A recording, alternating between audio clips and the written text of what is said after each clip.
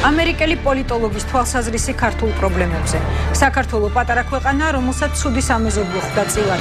ერთ-ერთი ძირითადი შეცდომა, რაც პრეზიდენტმა სააკაშვილმა დაუშვა, ის იყო, რომ მან ვერ გაითვალისწინა თუ რამდენად შეიცვალა მსოფლიო 1991 წლის შემდეგ.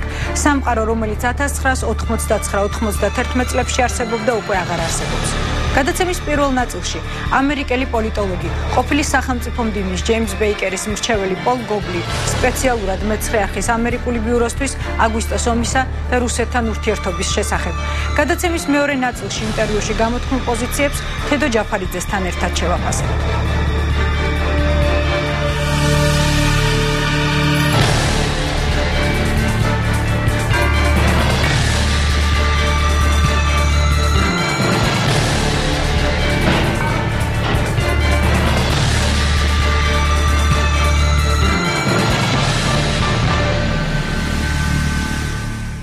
Georgia is a small country that lives in a bad neighborhood. საქართველოს პატარა ქვეყანაა, რომელსაც ცუდი სამეზობლო ხვდა წილად.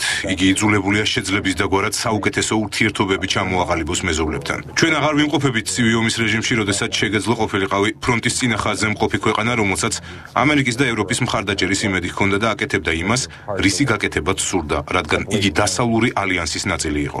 ჩემი აზრით, ერთ-ერთი ძირითადი შეცდომა, რაც პრეზიდენტმა სააკაშვილმა დაუშვა, ის იყო, რომ მან ვერ გაითვალისწინა თუ რამდენად შეიცვალა მსოფლიო 1991 წლის შემდეგ და ეგონა, რომ შეერთებული შტატები მხარს დაუჭერდა საქართველოს ისე, როგორც მან დასავლეთ გერმანიას დაუჭირა. სამყარო, რომელიც 1989-91 წლებში არსებობდა, უკვე აღარ არსებობს. ქვეყანამ, რომელიც ისეთი დიდი სახელმწიფოს მეზობელია, როგორც რუსეთის ფედერაცია, რაღაც გამოსავალი უნდა გამონახოს.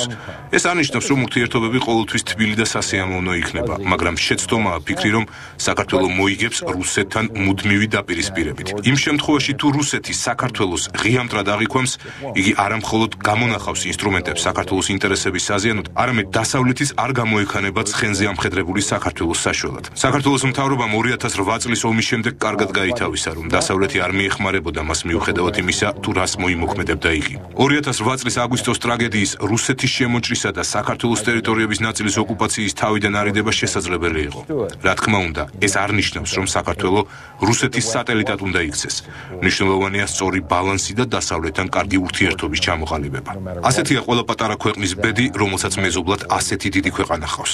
შეუძლებელია დიდი სახელმწიფოს ინტერესების უგულვებელყოფა, ისევე როგორც მისი მტრად გამოცხადება. ასეთი მიდგომით შეიძლება კარგი პრესა მოიპოვოს შეერთებულ შტატებში ან ბრიტანეთში, თუმცა პოლიტიკურად ეს არაფრის მომცემია. დიდი სურვილი მაქვს ევროკავშირმა და შეერთებულმა შტატებმა საქართველოს უფრო დაიახლოვონ, ვიდრე ამას ადრე აკეთებდნენ, მაგრამ ეს არ მოხდება თუ საქართველოს რუსეთის ფედერაციას დაუპირისპირდება.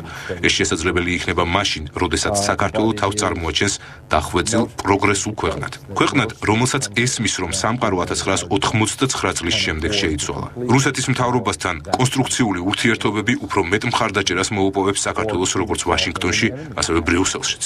მიმაჩნია, რომ 2008 წლის აგვისტოს ომის შედეგების დაძლევა რთული პროცესი იქნება. რუსეთის ფედერაცია მაქსიმალურად შეეცდება არ შეასუსტოს სამხრეთ ოსეთის და აფხაზეთის დამოუკიდებლობის თუ ავტონომიის მხარდაჭერა. მაგრამ მოსკოვი ძალიან სახიფათო თამაშს თამაშობს. კრემლმა პუტინის ხელმძღვანელობით არაერთხელ დაამტკიცა, რომ მზად არის არად ჩააგდოს საერთაშორისო კანონები. იმ შემთხვევაში, თუ დასავლური ალიანსი ხვალვე აღიარებს აფხაზეთსა და სამხრეთ ოსეთს და ამ ტერიტორიაზე ნატოს 25-ვე საელჩოს განათავსებს, ამით ყველაზე მეტად ისევ რუსეთი წააგებს, ვინაიდან მოსკოვი უმალვე დაკარგავს კონტროლს სამხრეთ კავკასიის რეგიონში და მან ეს ძალიან კარგად იცის. ქართველების უმეტესობის აზრით, იმის თაობაზე, რომ რუსებს არ გააჩნიათ რესურსები, მცდარია. მოსკოვში საკმაოდ ბევრს მიაჩნია, რომ რუსეთმა 2008 წლის აგვისტოში ზღვარს გადააბიჯა და ამდენად არსებობს გზა. მართალია ძალიან რთული, რომელიც 2008 წელს მომხდარის შედეგების დაძლევას შესაძლებელს გახდის. ჩემი აზრით, ამის შანსი სამხრეთ ოსეთში უფროა ვიდრე აფხაზეთში, რადგან სამხრეთ ოსეთი ბევრად უსუსურია, როგორც დამოუკიდებელი სახელმწიფო ვიდრე აფხაზეთი. აფხაზეთი საზღვაო ზოლზეა და საქართველოს დიდი შრომაელის იმის დასაბრუნებლად, რაც საერთაშორისო აღიარებით მასვე ეკუთვნის. ფიქრობ, საქართველოს უნდა გააგრძელოს ამ მიმართულებით ძალისხმევა და ზურგი არ უნდა აქციოს ტერიტორიული მთლიანობის პრობლემას. საქართველოს ამ საკითხთან მიმართებაში პრინციპული პოზიცია უნდა ჰქონდეს. რომ ეს ერთადერთი სასაუბრო თემა არ უნდა იყოს რუსეთსა და საქართველოს შორის. ჩემი აზრით, ამ პრობლემების მოგვარება შესაძლებელი იქნება იმ შემთხვევაში, თუ მოსკოვსა და თბილისის შორის უფრო ღრმა და ფართო ურთიერთობები იქნება. ოფიციალური თბილისის მიდგომებს 2008 წელს განვითარებული მოვლენების დროს და შემდეგაც ნაკლებად მივესალმებოდი.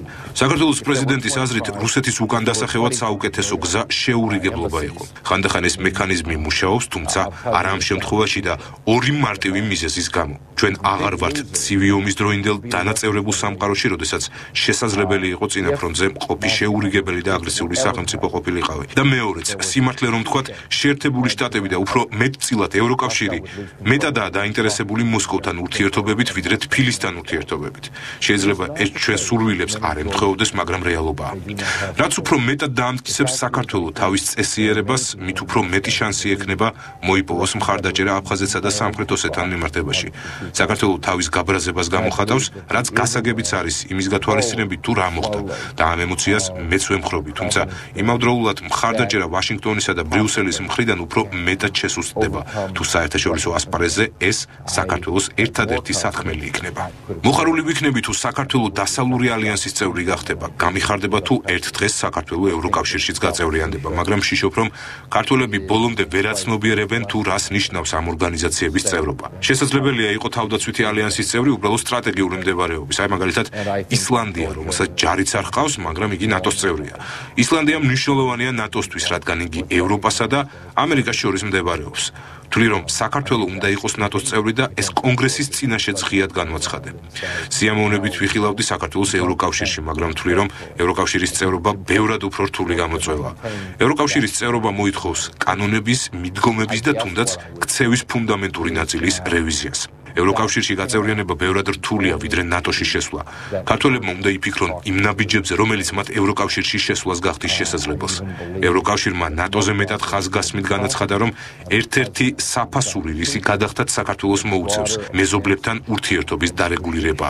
ევროკავშირი გაგებით ეკიდება შემთხვევებს, როდესაც მეზობელი კატეგორიული და შეურიგებელია, თუმცა ქვეყანამ უნდა აჩვენოს მისი მცდელობა ამ პრობლემების დასაძლევად. ამის კარგი მაგალითია ესტონეთი. ესტონელები ცდილობდნენ რუსეთისგან საზღვრის შესახებ შეთანხმება მიეღოთ, თუმცა რუსეთის ფედერაციამ უარი განაცხადა. ესტონეთი შევიდა ევროკავშირში, რადგან მან აჩვენა სურვილი ეთანამშრომლა რუსეთის ფედერაციასთან, მიუხედავად იმისა, რომ რუსეთს არ ჰქონდა ესტონეთთან თანამშრომლობის არავითარი სურვილი. რუსეთის მთავრობა საკუთარი თავის ასოცირებას რუსულ მართლმადიდებლურ ეკლესიასთან და მოსკოვის საპატრიარქოსთან ახდენს და საქართველოს, რომელიც ასევე მართლმადიდებლური ქვეყანაა, ერთის მხრივ მისი მთავარი მოკავშირეა. რუსეთი მართლმადიდებლობის გავრცელებითაა დაინტერესებული, ამ გზით მათ მეტი გავლენის მოპოვების სურვილი აქვთ იმ სიტუაციაში, როდესაც რუსეთს საფრთხეები ემუქრება. გულისხმობ საფრთხეებს მუსლიმური ჯგუფებისგან, როგორც ქვეყნის შიგნით, ასევე ცენტრალური აზიისა და სამხრეთ კავკასიის რეგიონების მხრიდან. შესაბამისად, რუსეთი დაინტერესებული უნდა იყოს საქართველოს სიძლიერით, რაც რა თქმა უნდა არ ნიშნავს იმას, რომ რუსეთი არ შეეცდება თავისი თამაშის თამაში, თუმცა საქართველოსთვის ესეც ერთ-ერთი რესურსია. ასევე რუსეთის ინტერესები სამხრეთ კავკასიასთან მიმართებაში გაცილებით დიდია, ვიდრე მხოლოდ სამხრეთ ოსეთის და აფხაზეთის კონტროლი. რამდენიმე წლის წინ ერთ-ერთმა აზერბაიჯანელმა კომენტატორმა თქვა, რომ რუსეთისთვის სამხრეთი ინსტრუმენტია საქართველოს გზა, ხოლო აზერბაიჯანი პრიზი. მისი თქმით, რუსეთის მთავრობა ცდილობს კონტროლი დაამყაროს აზერბაიჯანის მთავრობაზე. ანუ რუსეთს სურს ყავდეს ბაქოში ისეთი მთავრობა, რომელიც ან ბოლომდე კონტროლირებადი იქნება კრემლის მიერ, ან როგორც მინიმუმ ძალიან დიდი სიმპათიით იქნება განწყობილი მის მიმართ. ეს იმით არის განპირობებული, რომ თუ რუკას შევხედავთ, აზერბაიჯანი ისეა განლაგებული, რომ მის სამხრეთით ირანისკენ იხსნება გზა. ეს კი ერთ-ერთი გზაა სპარსეთის ყურეზე გასასვლელად და რუსეთის ისტორიული სურვილია. ამ შემთხვევაში საქართველოს ამ მიზნების მისაღწევი გზა. რუსეთს კარგად ესმის, რომ სამხრეთ კავკასიაში მხოლოდ სომხეთზე დაყრდნობას ის შედეგი არ მოაქვს, რომელიც მათ სურთ. ვერ გაზრდიან თავის გავლენას აზერბაიჯანში, თუ არ ექნებათ საქართველოსთან უფრო პოზიტიური ურთიერთობა. გამოდის, რომ საქართველოს აქვს რესურსი, რომლითაც შეუძლია რუსეთს ჩაუკეტოს გზა აზერბაიჯანისკენ.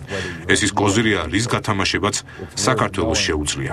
საქართველოს საგარეო საქმეთა მინისტრი რომ იყო, რუსეთის საგარეო საქმეთა მინისტრთან საუბრისას გაცნობიერებული მექნებოდა, რომ მას ისევე მჭირდები, როგორც მე შეიძლება იგი მჭირდებოდეს.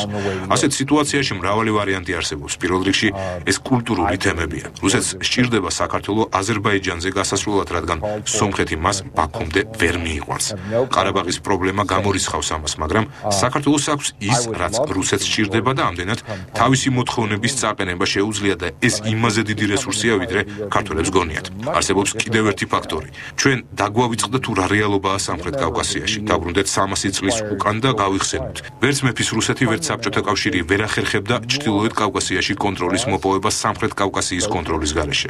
შესაბამისად, რუსეთს აქვს ინტერესი ჰყავდეს 3 წინა ფრონტზე მყოფი ქვეყანა სამხრეთ კავკასიაში და მათ შორის პრიორიტეტული საქართველო და აზერბაიჯანია. რუსეთი იმედოვნებს ჩრდილოეთ კავკასიის შენარჩუნებას, თუმცა ჩემი აზრით იგი ამას ვერ მოახერხებს და მგონია რომ რუსებს ამის ძალზე დეშინიათ. გამომდინარე აქედან საქართველოს შეუძლია შესთავაზოს რუსეთს დახმარება იმის სანაცვლოდ, რაც მას სჭირდება. აფხაზები თურქები არ არიან. აფხაზებს საკუთარი ეროვნულობა აქვთ, რაც ძალზე და ღრმა საკითხია. ისლამის ანალიზის დროს რუსები პრიმიტიულები არიან, ამერიკელებზე უფრო მეტადაც კი. როგორც კი ვინმე სიტყვა მუსლიმანს ახსენებს, ყველას რაღაც სახის კატასტროფა წარმოუდგება თვალწინ, თუმცა ეს ასე არაა. მიმაჩნია რომ რუსეთი ვერასდროს გააკონტროლებდა აფხაზეთს და აფხაზებმა რუსეთის манипуლირება მოახდინეს. ამას კი საქართველოსთვის ორი შედეგი შეიძლება ჰქონდეს. პირველი ის რომ თავისი ინტერესების დასაცავად რუსეთმა შესაძლოა ერთ დღესაც აფხაზეთის საქართველოსთვის მიყიდვა გადაწყვიტოს. რუსეთის ინტერესში არ შედის აფხაზეთის სამუდამოდ მხარდაჭერა. რუსეთს არაერთი მოკავშირისთვის უღალატია მას შემდეგ, რაც მათთვის მხარდაჭერა გამოუცხადებიათ. სრულიად შესაძლებელია რომ უახლოეს 5 წელიწადში რუსეთმა აფხაზეთში დიდი საშიშროება დაინახოს, რომელიც მას შავი ზღვისგან დააშორებს, რაც თავის მხრივ რუსეთს უფრო მეტ კონტროლს დააკარგვინებს უფრო დიდ ტერიტორიაზე ჩრდილო კავკასიის რეგიონში. თუ ეს ასე მოხდა, რუსეთი მოხარული იქნება საქართველოს კვლავაც გააკონტროლოს აფხაზეთი. არ ამგონია ეს უცებ მოხდეს, მაგრამ რამდენიმე წელიწადში სავსებით შესაძლებელია. ამდენად ქართველებს აუცილებლად უნდა ახსოვდეთ ამის შესახებ. და მეორე, აფხაზები ძალიან მარტივად უგულებელ ყოფენ რუსეთის ინტერესებს. ისინი არ იქცევიან ისე, როგორც რუსეთის ინსტრუმენტი უნდა იქცეოდეს. რუსეთს სურს აფხაზეთში სხვა მთავრობა იყოს. ქართველებს უნდა ესმოდეთ, რომ აფხაზეთის მთავრობა არ არის რუსეთის მთავრობის ფილიალი. სამხრეთ ოსეთის შემთხვევაში კი ეს ასეა. მნიშვნელოვანია, რომ საქართველოს ტერიტორიების დასაბრუნებლად თავისი პოლიტიკა დახვეწილად გაატაროს და ამით გააძლიეროს თავისი სახელმწიფოებრიობა. ქართველებს ძალიან კარგად უნდა ესმოდეთ, რომ აფხაზეთის მთავრობა უბრალოდ რუსეთის აგენტი არ არის. ეს იმას არ ნიშნავს, რომ ისინი ხანდახან ამ ფუნქციას არ ასრულებენ, თუმცა საქმე ასე მარტივად არ არის და საქართველოს ამას ყურადღება უნდა მიაქციოს. მე ქართულად ვერ ვკითხულობ, ამიტომაც შეზღუდული ინფორმაცია მაქვს, თუმცა ქართულ მედიაში არსებობს ტენდენცია თითქოს, რასაც ამბობს რუსეთი, იგივეს ფიქრობენ სოხუმშიც.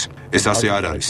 ეს არ არის გამოწვეული მხოლოდ ეთნიკური რუსების მიერ ტერიტორიის დატოვებით, არც თურქეთის გავლენაა მიზეზი და არც მხოლოდ მუსლიმი მოსახლეობის ზრდა. აფხაზებთ აქვთ თავიანთი ეროვნულობა, რომელიც საერთოდ ეწინააღმდეგება რუსეთისას. ამიტომაც ვამბობ, რომ ერთ დღეს შესაძლოა ქართულმა მხარემ რუს ელჩს ან მომლაპარაკებელს უთხრას, რომ თუ ისინი გააგრძელებენ აფხაზეთის დამოუკიდებლობის მხარდაჭერას, მაშინ საქართველოს მის დამოუკიდებლობას აღიარებს და ევროპულ თანამეგობრობასაც სთხოვს ამის გაკეთებას. თუ ეს მოხდება, გაოგნდებით, თუ რამდენად სწრაფად შეიძლება რუსეთის დამოუკიდებლობა ამ საკითხთან მიმართებაში. დასავლეთის მიერ აფხაზეთის აღიარება უსიამოვნო იქნება საქართველოსთვის, თუმცა ეს ბევრად უსიამოვნო სწორედ რუსეთისთვის იქნება.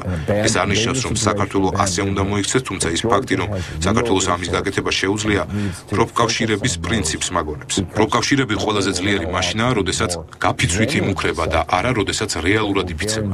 ქართველები ძალიან დახვეწილები უნდა იყვნენ, თუმცა უნდა აცნობიერებდნენ თუ რა რესურსები აქვთ მათ. თვლი რომ საქართველოს უნდა დაძლიოს პარანოია, რომელიც მას აქვს. მესმის რომ ეს ძალზედ რთულია. მახსოვს ვესაუბრებოდი ესტონეთის პრეზიდენტ ლენარტ მერის, რომელიც ალბათ ჩემი საუკეთესო მეგობარიც იყო. მე მას უვეუბნებოდი, რომ არ უნდა ჩაციკლულიყო რუსეთზე. გასაგებია, რომ რუსეთი დიდი და საკმაოდ არასასიამოვნო მეზობელია. ის კი მეუბნებოდა, რომ ჩემთვის ამის თქმა ძალიან ადვილი იყო, რადგან ჩემს ქვეყანასა და რუსეთს შორის ატლანტიკის ოკეანეა, ხოლო ჩვენ შემთხვევაში სიტუაცია ბევრად უფრო რთულად არის. ეს ასეც არის.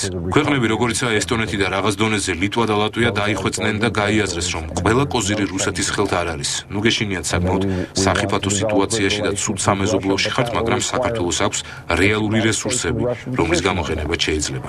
ეს არა მხოლოდ მეტ თავდაჯერებლობას შემატებს საქართველოს, არამედ დროთა განმავლობაში საქართველოს უფრო და უფრო მეტად შეძლებს იმის მიღწევას, რაც მას სურს. რუსები არც თუ კარგ ფორმაში არიან მსოფლიოს ამ ნაწილშიც კი. რა თქმა უნდა, მათი ტანკების რაოდენობა აღემატება თქვენსას, მაგრამ დღეს ძალაუფლება ამით აღარ განისაზღვრება.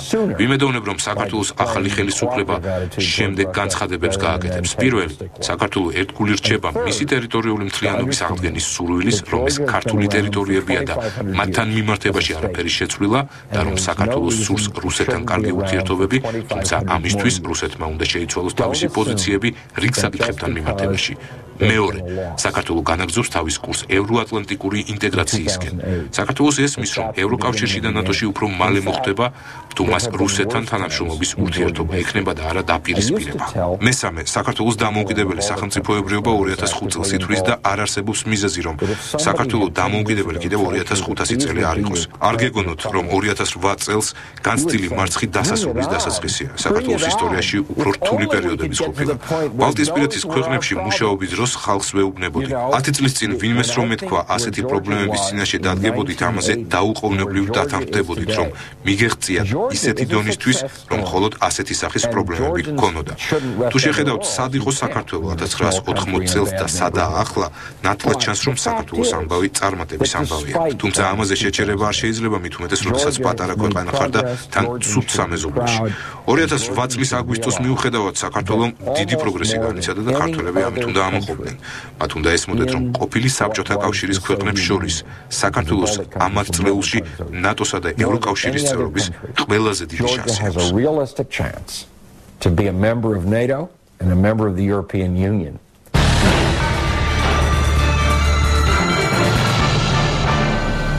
თედო ჯაფარიძე უპასუხებს მთავარ კითხვას საღამოშტობისა ბატონო თედო. მოგესალმებით. ერთად მოვისმინეთ ახლა ინტერვიუ, რომელიც გავიდა ეთერში. მინდა ანალიზი გავაკეთოთ რამდენიმე განსაკუთრებით მნიშვნელოვანი ნაწილის.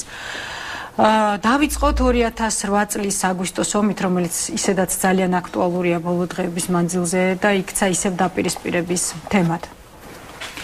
პოლ გობლის თვალსაზრისი ასეთია: 2008 წლის აგვისტოს ტრაგედიის, რუსეთის შემოჭრის და საქართველოს ტერიტორიების ნაწილის ოკუპაციის თავიდან არიდება შესაძლებელი იყო. რა თქმა უნდა, ეს არ ნიშნავს, რომ საქართველო რუსეთის სატელიტად უნდა იქცეს. მნიშვნელოვანია სწორი ბალანსი და დასავლეთთან კარგი ურთიერთობის ჩამოყალიბება. ეს არის ერთი კონკრეტული ანალიტიკოსის თვალსაზრისი, მაგრამ ემთხვევა კი ეს თვალსაზრისი ოფიციალური ვაშინგტონის პოზიციას. კიდევ ერთხელ მოგესალმებით, მართლაც ჩვენ მოვისმინეთ, ვიხილეთ ძალიან უაღრესად საინტერესო ინტერვიუ. ერთ-ერთი ყველაზე ცნობილი ამერიკელი ექსპერტის, ანალიტიკოსის, ცნობილი არა მარტო ამერიკაში, და მსოფლიოში, ასე ეკავა ძალიან მაღალი თანამდებობები თავის დროზე მამა ბუშის ადმინისტრაციაში, როდესაც ბატონი ჯეიმს ბეიკერი გახდათ სახელმწიფო დივანი და მან ძალიან კარგად იცის ეს პოსტ-საბჭოური, ის კარგად იცნობდა თავისთავად საბჭოთა კავშირის იქ მიმდინარე მოვლენებს და ძალიან კარგად იცნობს პოსტ-საბჭოურ სივრცეს, განსაკუთრებით ბალტიის რეგიონს და სამხრეთ კავკასიას. ამიტომ მისი მოსაზრებები ძალიან საინტერესოა, ძალიან საყურადღებოა, მე ვიტყოდი, ძალიან მნიშვნელოვანია, არა მხოლოდ იმისათვის, რომ გავაანალიზოთ თუ რა ხდება დღეს ან რა მოხდა დაუშვათ რაც თქვენ ბრძანეთ 2002 წელს, მაგრამ თუ როგორ უნდა ვიფიქროთ, რაზე უნდა ვიფიქროთ, რომ კარგად გავთვალოთ ჩვენი ქვეყნის სამომავლო პერსპექტივები. ეხლა რაც ბატონმა გობლმა ბრძანა 2008 წელთან დაკავშირებით, ის არ არის პირველი ექსპერტი, რომელიც ამას უსვამს ხაზს.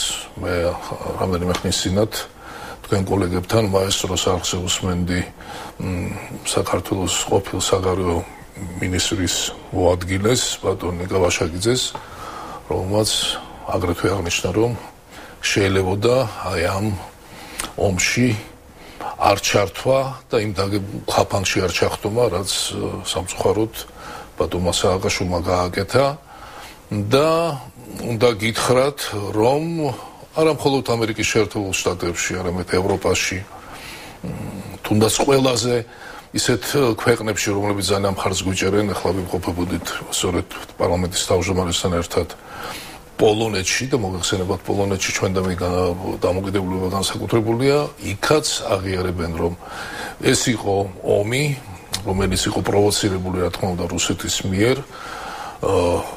რუსეთი რომ აგრესორია, რუსეთი რომ ოკუპანტია, რუსეთს ოკუპირებული აქვს 20%-ზე მეტი ჩვენი ტერიტორიების ქვეყანა, ჩვენი დანაწევრებული ამაზე საუბარიც არ მიდის და გამათი, მაგრამ ის რომ ამ ომის თავიდან აცილება შეიძლებოდა, რომ ის დაგებული ხაფანგი, რომელიც რუსეთს აქვს დაგებული, მე ვიტყოდი უკვე 2 საუკუნეზე მეტია და მისი განსაკუთრებული ინტერესი სამხრეთ კავკასიის მიმართ ყველასათვის ცნობილი იყო, რა თქმა უნდა, მის თავიდან აცილება შეიძლებოდა. და სწორედ ამას სხვა შორის ბარემ შეიძლება ამასაც მივაბათ, რომ ამას ეხება ბატონ ბიზინა ივანიშვილის დღევანდელი განცხადება იმის თაობაზე, რომ აი იმ აჟიოტაჟთან დაკავშირებით, რომელიც მისმა წინა განცხადებებმა წარმოქმნა, რომ ის რა თქმა უნდა არავინ ახალ ხელისუფლებაში არ ამბობს იმას, რომ საქართველოს დაიწყო ომი, ჩვენ ვიცით ვინ არის აგრესორი, ვინ დაიწყო ომი, მაგრამ რა თქმა უნდა ამ ყველაფრის თავიდან აცილება შეიძლება, მაგრამ თუმცა თუ რა ხდებოდა, თუ როგორ მიმდინარეობდა საომარი მოქმედებები, ვინ იღებდა გადაწყვეტილებას და ასე შემდეგ, ამას რა თქმა უნდა გამოძიება შეიძლება ვინაიდან ჩვენი საზოგადოება ამის ბატონო თედრო, ვის ინტერესია ეს გამოძიება? მიხეილ სააკაშვილი და მისი გუნდის წევრები ამბობენ, რომ ერთადერთი ვის ინტერესში შეიძლება ასეთი გამოძიება შედიოდეს არის რუსეთი. რას აძლევს საქართველოს ასეთი ტიპის გამოძიება და თუ შეგიძლიათ დაასახელოთ პრეცედენტი, როდესაც ასეთი რამ მოხდა რომელიმე ომში ჩართულ ქვეყანაში, როდესაც თვითონ დაიწყეს მსგავსი ტიპის გამოძიება. პრეცედენტი, შეიძლება დავიწყოთ დაუშვათ იგივე გერმანია-პოლონეთის ურთიერთობა. როდესაც მათ ორმა ქვეყანამ, რომლებიც ერთმანეთს ებრძოდნენ, ჰქონდათ ომი და პოლონეთი მთლიანად განადგურებული იყო, მათ შეძლეს განეხილათ ეს ძალიან მწვავე რთული საკითხები და რაღაცნაირად ამ განხილვის შედეგად მომხდარიყო მათი შერიგება და აი რაღაც გაურკვეველი საკითხების გარკვევა. ეხლა რაც შეეხება ჩვენ ქვეყანას, რა თქმა უნდა ეს მე რომ მკითხოთ პირადად თედო ჯაფარიძეს, ეს ჩვენ ინტერესებშია, რა ჩვენმა საზოგადოებამ უნდა იცოდეს რა მოხდა და იმიტომ რომ ჩვენ ეკა სამწუხაროდ და პოლგოლმა ახსენა კიდევაც რომ ჩვენ ცუდი მეზობლები გვყავს. ჩვენ სამწუხაროდ ვერ შევსვლით ჩვენ გეოგრაფიას. ამიტომ ჩვენ უნდა ვიცოდეთ თუ რა მოხდა, იმიტომ რომ შემდეგ მომავალში სხვებმა არ გაიმერონ ის შეცდომები, რაც ჩვენმა ხელისუფლებამ და კონკრეტულად ბატონმა სააკაშვილმა დაუშვა. რუსეთის მთავრობასთან უფრო კონსტრუქციული ურთიერთობები უფრო მეტ მხარდაჭერას მოუპოვებს საქართველოს როგორც ვაშინგტონში, ასე ბრიუსელშიო, ამბობს გობლი. რას ნიშნავს? შეგიძლიათ განმარტოთ, მე პირადად არ მქონდა საშუალება მისთვის შეკითხვები დამესვა. რას ნიშნავს კონსტრუქციული ურთიერთობები რუსეთის ამჟამინდელ მთავრობასთან, რომელიც ასოცირდება აგვისტოს ომთან, ასოცირდება ოკუპაციასთან? რაც არ უნდა ჩატარდეს გამოძიება, ოკუპაცია, ბატონო თედო, ეს არის ფაქტი. და რუსეთს ყავს იგივე ხელისუფლება. რა იგულისხმება ამ კონსტრუქციას? გეთანხმებით. რა თქმა უნდა, მე თქვი კიდევაც თავიდან რომ ბატონი გობლის ინტერვიუ მოსაზრებები ძალიან საინტერესოა, ზოგი მოსაზრება საკამათოა, პოლემიკურია, მაგრამ ჩვენთვის მაგალითად ჩვენ ვახსენე კიდევაც რომ გეოგრაფია ჩვენი სამეზობლო, რუსეთი დიდი მეზობელი, ძალიან მოუხერხებელი ხისტი, ჩვენ გვაქვს ამ ურთიერთობების ძალიან რთული ისტორია, ჩვენ მქონდა ომი, არა, ეს უკვე ფაქტებია. ჩვენ ვართ ოკუპირებული ქვეყანა, დაკარგული გვაქვს 20% ტერიტორიების. რა თქმა უნდა, ჩვენი მთავარი მიზანი და ამოსავალი წერტილი რაში მდგომარეობს ეხლა. ჩვენ უნდა მოვაგვაროთ ეს პრობლემები, უნდა გადავჭრათ ეს საკითხი, ჩვენ უნდა გავაერთიანოთ საქართველოს. როგორ შეიძლება ამის გაკეთება? რა თქმა უნდა, შეიძლება და ძალიან სწორია რომ ჩვენ იმედი გვაქვს რომ დასავლეთი გაგვეხმარება. დასავლეთის გარეშე რთულია რამე პოზიტიურზე ფიქრია, მაგრამ დასავლეთი დაგეხმარება მხოლოდ იმ შემთხვევაში და ამაზე სწორედ ამახვილებს ყურადღებას პოლ გობლი, თუ ჩვენ მოვახერხებთ რუსეთთან დიალოგის დაწყებას. ეს არ ნიშნავს რა თქმა უნდა იმას, რომ ჩვენ უნდა რაღაცნაირად ხაზი გადავუსვათ ჩვენ სტრატეგიულ ინტერესებს, ჩვენ მისწრაფებებს, იქნება ეს ევროატლანტიკური სივრცე, ნატო ან ევროკავშირთან ურთიერთობები, მაგრამ ჩვენ უნდა დავიწყოთ საუბარი რუსეთთან, ეს არ იქნება ადვილი, ეს არ იქნება მარტივი, ეს იქნება ძალიან რთული და კიდევაც ჩვენ გვაქვს ამის ფაქტები, იგივე ჟენევის ფორმატი, დიალოგი ბატონ ზურაბ აბაშიძეს მესა და კარასინს შორის მეც მქონდა პირველი შეხვედრა ჩემ კოლეგასთან რუსეთის დუმიდან ბატონ პუშკოვთან სტრასბურგში და ალბათ კიდევ შევხვდებით მას. ეს არ არის ადვილი, მაგრამ სწორედ იმიტომ არის საჭირო რუსებთან საუბარი, რომ ჩვენ მოვაგვაროთ, შევეცადოთ ყოველ შემთხვევაში, ჩვენ არ უნდა გქონდეს ილუზია, რაღაც მოლოდინები გადაჭარბებული, მაგრამ ჩვენ უნდა დავიწყოთ დიალოგი მხოლოდ იმისათვის, რომ ჩვენ შევძლოთ დაუახლოვდეთ ამ პრობლემების, არსებული პრობლემების მოგვარების პროცესს. მოსკოვი ძალიან სახიფათო თამაშს თამაშობს იმ შემთხვევაში თუ დასავლური ალიანსი ხვალვე აღიარებს აფხაზეთს და სამხრეთ ოსეთს და ამ ტერიტორიაზე ნატოს 25 საელჩოს განათავსებს, ამით ყველაზე მეტად ისევ რუსეთი წააგებს, ვინაიდან მოსკოვი უმალვე დაკარგავს კონტროლს სამხრეთ კავკასიის რეგიონში და მან ეს კარგად იცის. ეს არის სახიფათო რუსეთისთვისო. საქართველოსთვის სად არის ხიფათი? ან იგივე ვითარება არ წარმოადგენს საქართველოსთვის ხიფათს? რა თქმა უნდა, ეს ოდნავ მე კიდევაც ვახსენო, რომ ყველა მოსაზრება, რომელიც ბატონმა გოგბა გამოთქვა, არ არის ესე ვთქვათ მისაღები, რთულია, მისთვის ადვილია ამ თემებზე საუბარი, რა თქმა უნდა, როცა ის იმყოფება ვაშინგტონში, მას სხვა ხედვა აქვს, სხვა სტრატეგიული ესე ვთქვათ კონტექსტი, ის სხვანაირად უყურებს აქ მიმდინარე მოვლენებს და ნუ მან ეს გამოთქვა როგორც ჰიპოთეზა და თავისი საკუთარი მოსაზრება.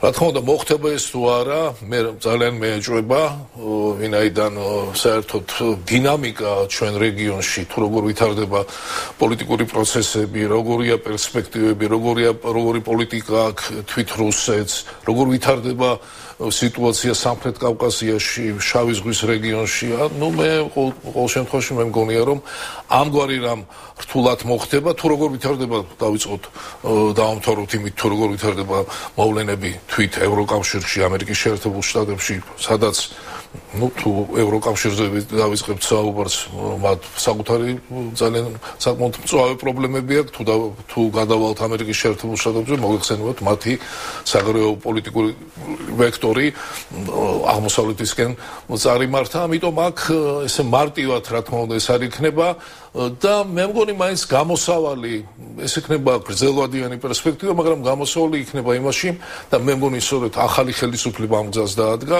რომ საქართველოს გახდეს ნორმალური, დემოკრატიული, ინსტიტუციონალიზებული დემოკრატია, სახელმწიფო, სადაც იქნება ამოქმედებული ეკონომიკა და საქართველოს გახდება უფრო მიმზიდველი. ეს რა თქმა უნდა ერთ დღეში ვერ გადაწყვეტს ჩვენ პრობლემებს, მაგრამ ყოველ შემთხვევაში ეს პერსპექტივა იქნება ალბათ ყველაზე უფრო მისაღები და პრაგმატული. რაც უფრო მეტად დაამტკიცებს საქართველოს თავის წესიერებას, მით უფრო მეტი შანსი ექნება მოიპოვოს მხარდაჭერა აფხაზეთსა და სამხრეთ ოსეთთან მიმართებაში. რას ნიშნავს დაამტკიცოს წესიერება ქვეყანამ, რომელსაც აქვს დაკარგული ტერიტორიები? რატომ არავინ თხოვს რუსეთს თავის წესიერების დამტკიცებას? კიდევ ერთხელ დავუბრუნდეთ გეოგრაფიას. ეს არის სამწუხარო ფაქტი ურთიერთობისა, რომელიც არსებობს და ეს მხოლოდ საქართველოს არ ეხება რუსეთს, დიდსა და პატარა ქვეყანას შორის. სამწუხაროდ ეს სამწუხარო ფაქტია, მაგრამ ჩვენ ახლა ამას ვერ ვიტყვით, რომ დასავლეთი დაუშვათ არ ელაპარაკება, ესაუბრება რუსეთს საქართველოსთან დაკავშირებით, მოგახსენებათ არის საქართველოს ყოველთვის არის ამერიკასა და რუსეთის დიალოგის რაღაც გარკვეული ნაწილი, ევროკავშირი ძალიან აქტიურად არის ჩართული, მაგრამ ნუ სამწუხარო ფაქტია და ამის თაობაზე მე და თქვენ ვისაუბრია ბევრჯერ და მე ბევრჯერ მომისმენია ჩემი ამერიკელი კოლეგებისაგან თუ ევროპელებისაგან ფაქტია ისიც ეკა რომ რაც არ უნდა მოხდეს და რაც არ უნდა აი ხისტი მკაცრი განცხადებები გააკეთოს დასავლეთმა ამერიკამ თუ ევროკავშირმა საქართველოსთან მიმართებაში და განკიცხოს რუსეთი, რა თქმა უნდა, სამწუხარო ფაქტია, რომ რუსეთი მაბატია დასავლეთი საქართველოს გულისთვის რუსეთთან ომს არ დაიწყებს, იმიტომ რომ იქ უკვე სხვა ინტერესებია ჩართული და ეს უკვე სამწუხარო ფაქტია და ამიტომაც ჩვენ გვმართებს პრაგმატული, რეალისტური მიდგომები და ზუსტად გათვლილი პოლიტიკა, რათა ჩვენ გავიაროთ ეს მეტად რთული გზა და ვიცხოვროთ იმ რეგიონში, რომელიც არის ერთ-ერთი ურთულესი მსოფლიოში. რაც არაერთხელ არის აღნიშნული ინტერვიუში. მიმაჩნია, რომ საქართველოს უნდა იყოს ნატოს წევრი და ეს კონგრესის წინაშე ღიად განვაცხადეს. სიამოვნებით ვიხილავდი საქართველოს ევროკავშირში, მაგრამ ვთვლი, რომ ევროკავშირის წევრობა ბევრად უფრო რთული გამოწვევა. რატომ მიაჩნია გობს, რომ საქართველოსთვის უფრო რეალისტური და უფრო ახლო პერსპექტივა ნატოს წევრობა, ვიდრე ევროკავშირში? ძალიან საინტერესოა ეს. ეს მარტო გობს არ მიაჩნია, თქვენ საკმარისია ჩაბრძანდეთ ევროპაში, შევხვდეთ ევროკავშირის წარმომადგენლებს, ევროკავშირის ბიუროკრატებს, მე კარგი გაგებით ხმარობ ამ სიტყვას, თქვენ და თვით გაეცნოთ ევროკავშირის სტრუქტურას, იქ მიმდინარე პროცესებს, პროცედურებს, ეს მეტად რთული ორგანიზაცია, მასში გაწევრიანება დაკავშირებულია უამრავ ტექნიკურ და პროცედურულ საკითხების გადაწყვეტასთან. ნატო, მე ვერ გეტყვით, რომ ნატოში გაწევრიანება გაცილებით ადვილია, მაგრამ მე შედარებით ევროკავშირთან, რა თქმა უნდა, ჩვენი ამ ორგანიზაციაში გაწევრიანება შედარებით უფრო ესე ახლო პერსპექტივასთან არის დაკავშირებული, მაგრამ ახაც მოიხსენება დიდი პოლიტიკა ჩართული. კარგია, რომ ბატონი გობლი და არა მხოლოდ ბატონი გობლი საუბრობს ამერიკის შეერთებული შტატების კონგრესში, გამოდის სხვადასხვა კონფერენციებზე. საერთოდ ამერიკის შეერთებული შტატების ნებისმიერი ადმინისტრაცია, დემოკრატები იქნებიან თუ რესპუბლიკელები, მუდმივად ხარს უჭერენ ჩვენ ქვეყანას, მაგრამ არსებობს ევროპა და ევროპა, რომელიც არის გაყოფილი ორ ნაწილად, არა ძველი ევროპა და ახალი ევროპა, ანუ ცენტრალური ევროპა. ეხლა ვიყავით პოლონეთში, გითხარით კიდევ სამის თაობაზე. იქ ლაპარაკის კითხვას არ აქვს იმასთან დაკავშირებით, რომ საქართველოს უნდა გაწევრიანდეს, გახდეს ნატოს წევრი. მაგრამ ბუდაპეშტის სამიტზე გამოჩნდა, მაგრამ მოიხსენებათ არის იქ რამდენიმე ქვეყანა, მათ შორის ძალიან დიდი და ძალიან მნიშვნელოვანი ევროპის, რომლებსაც აქვს გარკვეული კითხვები, მოსაზრებები. ეს არ არის დაკავშირებული იმასთან, რომ მათ არ უყვართ საქართველო, ისინი არ უჭერენ საქართველოს მხარს, მაგრამ მათ აქვს კონიუნქტურული ინტერესები და მე პირდაპირ შემიძლია ვთქვა, ეხლა იმედია ჩვენ კოლეგებს იმ ქვეყნებიდან არ ეწყინებათ, რომ რა თქმა უნდა მათ შეიძლება მხარი დაგვიჭირონ, შეიძლება გააკეთონ ძალიან მკაცრი განცხადებები, მაგრამ რეალობა ეკა მდგომარეობს იმაში, რომ მეორე დღეს მათ მოუხდებათ წავიდნენ მოსკოვში, ან რუსეთის წარმომადგენლები ჩამოვიდნენ ბრიუსელი იქნება თუ ნებისმიერი სხვა დედაქალაქი იმ ქვეყნების და დაიწყოს საუბარი წმინდა მატერიალურ კომერციულ ინტერესებზე, ისეთ ინტერესებზე, როგორც არის მაგალითად ენერგოუსაფრთხოება, გაზის ფასები და ასე შემდეგ და ამ დისკურსში, რა თქმა უნდა, ამ ძველი ევროპის ინტერესები გადაიხრება სწორედ მათი კეთილდღეობის კენ, ვიდრე იმასთან იქნება დაკავშირებული, იქნება საქართველოს ნატოს წევრი თუ არა. მაშინ რამდენად არის წარმოსადგენი ჩვენს რეალობაში ერთი მხრივ კონსტრუქციული ურთიერთობა რუსეთთან, მეორე მხრივ ნატოს წევრობა, რადგან თქვენ თვითონაც მიხვედით ახლა სწორედ ამ თემამდე, პირდაპირ მივადექით რუსეთის ინტერესს. და ეს არის ძალიან გაცხადებული ინტერესი, რომ ნატო არ უნდა გაფართოვდეს რუსეთის საზღვრებთან და არაერთხელ რუსეთის ამჟამინდელმა და ყოფილმა პრეზიდენტებმა პირდაპირ თქვეს ის, რომ აგვისტოს ომიც იყო სწორედ ამასთან დაკავშირებული. შეიძლება აგვისტოს ომი იყო ამასთან დაკავშირებული, შეიძლება იყო და ამასთან დაკავშირებული კოსოვოს აღიარება აქ, შეიძლება ძალიან ისეთი მსჯელობა საკითხი. თუმცა არის თუ არა რუსეთის პირდაპირ ინტერესი ის, რომ ნატო არ გახდეს, არ გაფართოვდეს რუსეთის საზღვრებს? არის ასეთი მოსაზრება, ჩვენთვის გაუგებარია, მე გეტყვით კიდევ რამდენიმე ფაქტს, რაც საერთოდ გაუგებარია, მაგრამ მე მაინც ურჩევდი ქართველ პოლიტიკოსებს, ვინც პრაქტიკულად დაკავშირებული და დაკავებულები არიან ამ პრაქტიკული პოლიტიკური გადაწყვეტილებებით, იგივე საგარეო ევროინტეგრაციის სამინისტრო და ასე შემდეგ, და ალბათ პარლამენტის წევრები ჩვენს, რომ ჩვენ რა თქმა უნდა გავაკეთოთ აქცენტი პრიორიტეტების გამოკვეთაზე. ჩვენ თვითონ უნდა გავაკეთოთ. ესე იგი, აქ რამდენიმე პრიორიტეტი იკვეთება, არა, თავიდან ჩვენ რა გვინდა? ჩვენ გვინდა პირველი გავერთიანდეთ ნატოში, ძალიან კარგია. თუ ჩვენ გვინდა აღვადგინოთ ჩვენი ტერიტორიალური თლიანობა.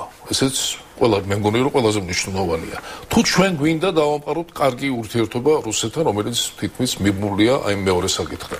ჩვენ თუ ამაში არ გავერკვევით და ჩვენ მოვიდოდით რომ ყველაფერი ერთად შევასრულოთ, ეს მიუღწევადია. ამიტომ ჩვენ უნდა გამოვყოთ რა არის პირველი რიგის პრიორიტეტი, მეორე რიგის პრიორიტეტი, მესამე და შემდეგ შენ ეს უფრო გაგვიადვილებს აი ადეკვატური ნაბიჯების გადადგმას. აქვს ეს ახალ ხელისუფლებას გაცნობიერებული როგორ უნდა ადალავდეს? რა თქმა უნდა გვაქვს, ჩვენ ვაღიარებთ იმას, რომ ეს არ იქნება მარტივი, ეს იქნება გრძელვადიანი, მაგრამ ჩვენ აქცენტი უნდა გავაკეთოთ იმაზე და თქვენ იცით რომ ნატოსთან დაკავშირებით და განსაკუთრებით ევროკავშირთან დაკავშირებით არსებობს გარკვეული კრიტერიუმები, რომელთა შესრულება აუცილებელია, ამიტომ მათ შორის ეს არის საქართველოს დემოკრატიული განვითარება, ეკონომიკის განვითარება, კონფლიქტების მოგვარების დაწყება, იგივე დიალოგის დაწყება რუსეთთან და მე მახსოვს ერთ-ერთი შეხვედრა, რომელიც ჰქონდა დღევანდელ პრემიერს ევროპელ ექსპერტებთან, სადაც მან გამოთქვა მეტად საინტერესო მოსაზრება, რა თქმა უნდა ჩვენ ვართ ერთგულნი, ჩვენ უნდა გვაქვს ეს არის ჩვენი საგარეო პოლიტიკის, საერთოდ საქართველოს დღევანდელი ხელისუფლების პოლიტიკის პრიორიტეტი, ნატოში გაწევრიანება, შემდეგ ევროკავშირში გაწევრიანება, რა თქმა უნდა ნორმალური ურთიერთობების დამყარება რუსეთთან და არა რაღაც ჩვენი სტრატეგიული ინტერესების ხარჯზე, ეს შეიძლება მოხდეს 1 წელიწადში, შეიძლება მოხდეს 5 წელიწადში, შეიძლება მოხდეს 15 წელიწადში, მაგრამ თავარი ამ პროცესში იქნება ის, რომ ჩვენ ყოველთვის მზად ვიყოთ იმისათვის, რომ აი ეს შესაძლებლობა, რომელიც გაჩნდება 1 წელიწადში, 5-ში თუ 15-ში, რომ არავინ დასავლეთში არ თქვას, აი საქართველოს ქონდა შესაძლებლობა და ჩვენ ქონდა სურვილი მეგვეღო საქართველოს ნატოში თუ ევროკავშირში და სწორედ ამ დროს საქართველოს ამისთვის მზად არის. ამიტომ ჩემი აზრით ჩვენ უნდა გავაკეთოთ აქცენტი ჩვენ საკუთარ ქვეყანაზე, მის ესე ვთქვათ დემოკრატიულ განვითარებაზე, მისი ეკონომიკის განვითარებაზე და რაც მთავარია ჩვენ ყოველთვის ახლა თვალყურს ვადევნებთ, ეს რა თქმა უნდა კარგია თუ რას ლაპარაკობენ ჩვენზე დასავლეთში. ეს რატომღაც ჩვენი ყოფის ესეთი ნაწილია, მაგრამ გააჩნია სადრას ლაპარაკობენ პრესაში თუ ხო, ეხლა მე ხო პრესაში ბევრ ამის ლაპარაკობენ და ძალიან კარგია რომ პრესა არის ძალიან კრიტიკული ჩვენთანაც და გარეთ, თავარია თუ რას ლაპარაკობენ კულუარებში, სადაც კეთდება პოლიტიკა, მაგრამ მე სხვა რამის თქმა მინდოდა რომ ჩვენ რა თქმა უნდა ამას ყველაფერს ყურადღება უნდა მივაქციოთ, მაგრამ ჩვენ უნდა მივაქციოთ თავარი ყურადღება იმას, რომ რას ლაპარაკობენ საქართველოს მოქალაქეები ჩვენზე, არა? და ის პროგრამა, ის მოლოდინი, რომელიც ამ ჩვენ ხალხს გაუჩნდა ოქტომბრის არჩევნების შემდეგ, რომ ეს მოლოდინი და აი ეს პროგრამა ადეკვატურად და რეალიზებული იყოს. თუ რას ილაპარაკებენ ჩვენი უცხოელი პოლიტიკო, ჩვენი უცხოელი პარტნიორები, რა თქმა უნდა, ძალიან მნიშვნელოვანია, ჩვენ ყურადღებით უნდა მოვეკიდოთ მათგან წამოსულ კრიტიკას. მე არა ვარ მომხრე იმისა, რომ ნებისმიერი კრიტიკული შენიშვნის გამო ატყდეს ერთი ამბავი და ასე შემდეგ. ჩვენ ეს კრიტიკა უნდა მივიღოთ, რაც მისაღებია, გავითვალისწინოთ, გამოვასწოროთ ის ხარვეზები, რაც ჩვენ გვაქვს და რა თქმა უნდა ჩვენ გვაქვს, ვინაიდან ჩვენ ვართ დინამიკაში, ჩვენ მუშაობთ, ჩვენ მივდივართ წინ, ჩვენ ვცდილობთ გავაკეთოთ, შევასრულოთ რეფორმები და თავისთავად ამ მუშაობის პროცესში რაღაც ხარვეზებს ადგილი აქვს. ამიტომ ჩემი აზრით, ისევ დაუბრუნდეთ ბატონ პოლ გოგლის ბრწყინვალე ვიტყოდი ინტერვიუს, ჩვენი პერსპექტივა ეს იქნება ნატო, ევროკავშირი, რა თქმა უნდა დამოკიდებული იქნება შიდა განვითარებასთან ჩვენი ქვეყნის და ლაპარაკობთ რა რუსეთზე და მასთან მოგვარებაზე, ასევე თუ საქართველო იქნება ძლიერი სახელმწიფო, თუ საქართველო იქნება განვითარებული სახელმწიფო, და მერწმუნეთ რომ გაცილებით ადვილი იქნება ჩვენი დიალოგის დაწყება ჩვენ დიდ მეზობლად. ძალიან კონკრეტულ მოსაზრებებს აყალიბებს გობლი რუსეთთან დიალოგთან მიმართებაში. ის ამბობს, საქართველოს საგარეო საქმეთა მინისტრი რომ ვიყო, რუსეთის საგარეო საქმეთა მინისტრთან საუბრისას გაცნობიერებული მექნებოდა, რომ მას ისევე ვჭირდები, როგორც მე, შეიძლება იგი მჭირდებოდეს. ასეთ სიტუაციაში მრავალი ვარიანტი არსებობს, მან რამდენიმე ვარიანტი ჩამოთვალა კიდეც. ხელისუფლებას თუ გაქვთ გაცნობიერებული და ჩამოყალიბებული ასეთი ვარიანტები, ანუ რა თქმა უნდა. რა უნდა იყოს ტაქტიკა რა თქმა უნდა, ჩვენ გვაქვს ტაქტიკაც კარგად ჩამოყალიბებული, სტრატეგიაც კარგად ჩამოყალიბებული, გასაგებია ახლა ეთერში ჩვენ ამის შესახებ ვერ ვისაუბრებთ.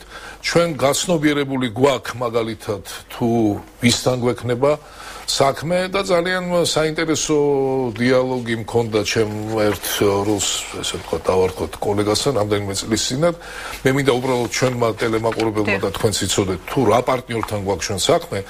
ეს იყო ბერლინში, იქ იყო დიდი კონფერენცია, სადაც განიხილებოდა შავი ზღვის რეგიონის პრობლემატიკა და ერთ-ერთმა ძალიან მაღალი რანგის, რომელსაც ესწრებოდნენ ევროპისა და ამერიკის შეერთებული შტატების მაღალი რანგის პოლიტიკოსები და ექსპერტები და ერთ-ერთმა ექსპერტმა უცხოელმა საქართველოზე დაიწყო საუბარი და ახსენა ევროკავშირის სამეზობლო პოლიტიკა და რამაც გამოიწვია ძალიან ცნობილი რუსი ექსპერტის და უნდა გითხრათ ძალიან ესეთი ევროპული ყაიდი, ძალიან განათლებული, ძალიან ესეთი შეიძლება ითქვას, ალბათ შეიძლება ვთქვათ რომ სიმპათიური რუსი პოლიტიკოსის ძალიან ესეთი გაღიზიანება და მე დავუსვი მას კითხვა აი ამ 70 კაცის თანდასწრებით რომ მე მესმის მისი გაღიზიანების საბაბი, მაგრამ მე რა თქმა უნდა ჩემთვის ეს მიუღებელია, მაგრამ მე მას ვკითხე, თქვენ გაღიზიანებთ ევროკავშირის სამეზობლო პოლიტიკა.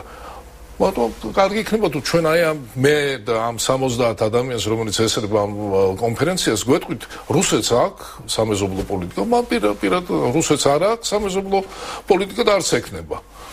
აი ეს არის რეალობა, მაგრამ ნიშნავს კი ეს იმას რომ ჩვენ არ უნდა დავიწყოთ საუბარი რუსეთთან და დავიწყოთ საუბარი მხოლოდ იმისათვის, რაც მე ადრე გითხარით კიდევაც, რომ სწორედ ის არსებული პრობლემები, რომელიც ჩვენ გაგვაჩინეთ და მთავარი რა თქმა უნდა არის ჩვენი ტერიტორიალური მთლიანობის აღდგენა, რომ მათ მოგვარებაზე დავიწყოთ ფიქრი და ვინაიდან არის კი სხვა ალტერნატივა ჩვენ მივიღეთ 2008 წელს.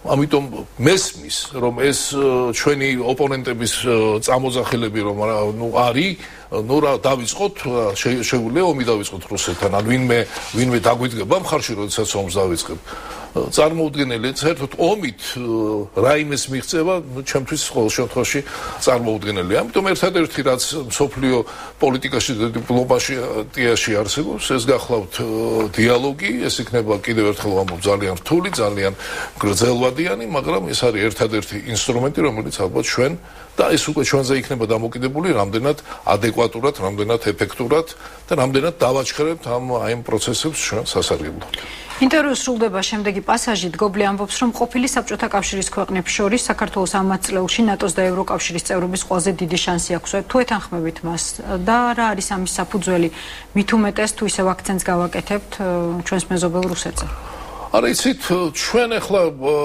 აქცენტი უნდა გავაკეთოთ ყურადღებით უნდა ვიყოთ რაც დაკავშირებულია ჩვენ დიდ მეზობელთან რუსეთთან და გავითვალისწინოთ ისიც რომ რუსეთი არ არის ჩვენი ერთადერთი დიდი მეზობელი საერთოდ საინტერესო ბრჭყალებში სამეზობლო გვაქვს თურქეთი ირანი თურქეთთან ჩვენ ძალიან კარგი ურთიერთობები გვაქვს ირანი ჩვენი მეზობელია მაგრამ იქ მიმდინარე პროცესები და ამ ქვეყნებთან დაკავშირებული დინამიკა საერთოდ საყურადღებოა ჩვენთვის მაგრამ მე ვეთანხმები პოლ გობს იმაში რომ სხვა ქვეყნებთან შედარებით სხვა კანდიდატებთან შედარებით ყოფილი საბჭოთა კავშირის რესპუბლიკებიდან დღევანდელ დამოუკიდებელ ქვეყნებთან მიმართებაში რა თქმა უნდა საქართველოს აქვს ყველაზე დიდი შანსი გახდეს ნატოს წევრი, ალბათ შემდგომში გახდება ევროკავშირის წევრი, მაგრამ იმ შემთხვევაში თუ ჩვენ და ამაზე საკმაოდ სერიოზული საუბრები მიდის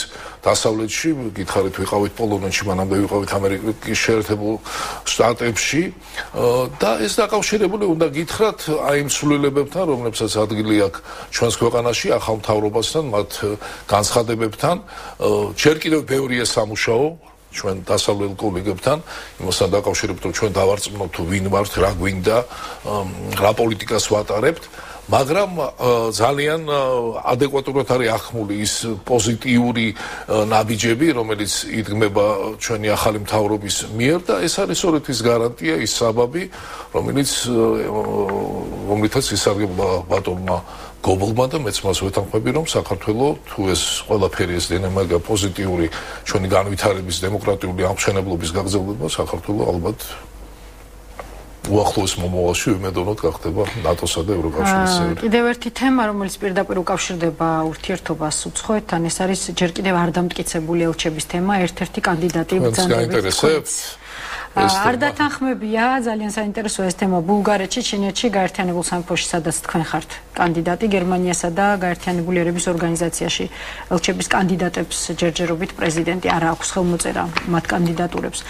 თქვენ მოუწოდეთ მიხეილ სააკაშვილს, ნუ ბლოკავთ ჩემს გამო სხვა კანდიდატებსო. თქვენ ხართ იმის მიზეზი, რომ არა, მე არ ვიცი, მე უბრალოდ ვარაუდი გამოვთქვი.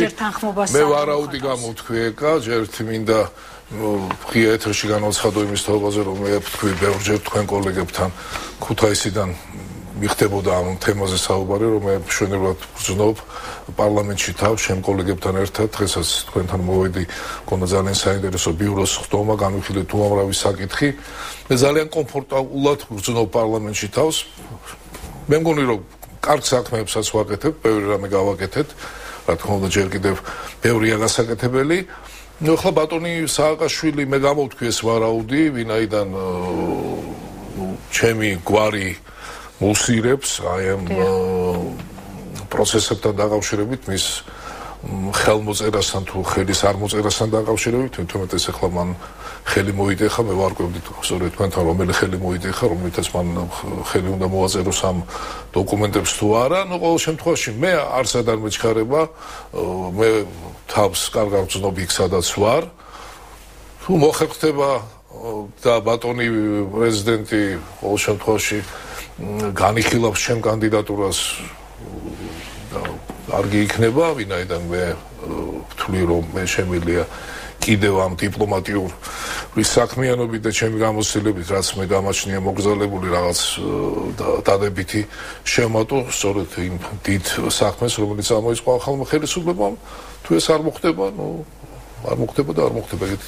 ესეთი პრეცედენტებიც არსებობს დიპლომატიის ისტორიაში. ანუ შესაძლებელია უარი თქვათ, იყოთ კანდიდატი გაერთიანებულ სამეფოში ელჩობას. არა, ნუ თავარი ყველაფერი დამოკიდებულია ბატონ პრეზიდენტზე. მე ვინაიდან ეს საკითხი ამ დონემდე ავიდა, ჩემი უარი არ არსებობს. მე ჯერჯერობით თანახმა ვარ, მაგრამ თუ ესე ვთქვათ, გაიწელა და რატომღაც ჩემი ვარაუდი, რომელიც მე გამოვთქვი და თქვენს ბრძანეთ, რომ დაუშვოთ, თუ ეს გახდა მიზეზი იმისა, რომ სხვებიც დაბლოკილია თედო ჯაფარიძის გამო, რა თქმა უნდა, მაგ რაღაც გარკვეული მოსაზრებები. თუ რა უნდა ძალიან დიდი მადლობა, იმედია რომ დიდხანს არ იქნებით ელჩების გარეშე.